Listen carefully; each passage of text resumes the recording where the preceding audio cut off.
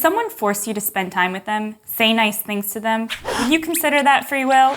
Could you consider that love? If someone took away your free will and thus your ability to love, could you be happy? No, not to mention, that would just be miserable. And we all know about misery. No one's life is immune to it. So much so that sometimes it's hard to reconcile suffering with an all-loving God, huh? This is one of the main arguments against God's existence. It goes, if God were omnibenevolent, all good, he would want to stop suffering in the world. If God were omnipotent, all-powerful, he would stop it. Since there is evil in the world, God must not exist.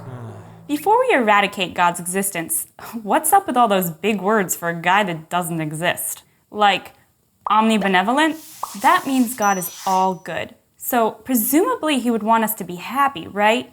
We already tried to imagine happiness without love. Impossible. And to love, we need free will. So an all-good God would undoubtedly have given us free will, as it's an essential component to happiness. But with that comes the possibility to choose poorly, which brings about suffering.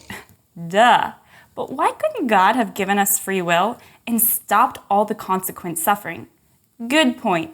Let's talk about omnipotence. God is all-powerful.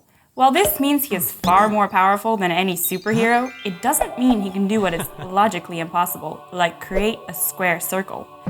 Similarly, God can't create us with free will and force us to do good at the same time. Logically impossible. Well, we're free, evidently, but our choices have consequences, inevitably.